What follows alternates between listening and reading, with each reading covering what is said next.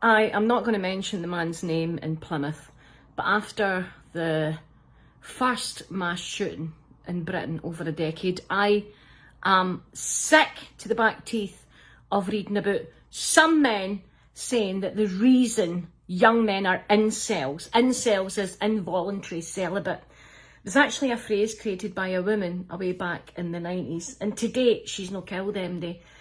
But I am absolutely sick of this. It's women's responsibility to keep men sexually occupied, or the incel culture will explode. Incels go on the web, they meet other men who can't get women, they get angry about they can't get women, they have got a deep fascination with far-right ideology. Some of them are Trump supporters, some of them like to gather guns, and they have actually been the perpetrators of mass shootings.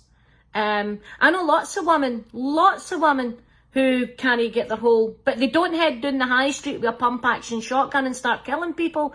And this shite that young men are feeling tender and they need women to sook their bobby so they won't go mad. What the fuck kind of lesson is that? My mother died at the hands of a violent man. A man who, when she told him that she was going to leave him, she ended up drowned in the Clyde. This is a man who was just out of jail for trying to kill other women. But you know, it's my ma's fault for answering back.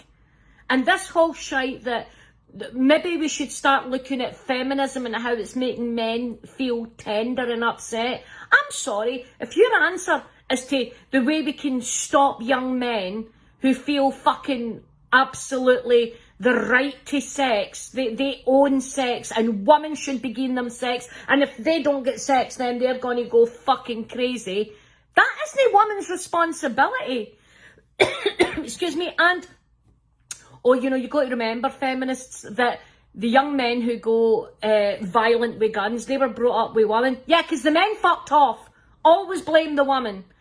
Oh my fucking God, I cannot bear to have this conversation anymore.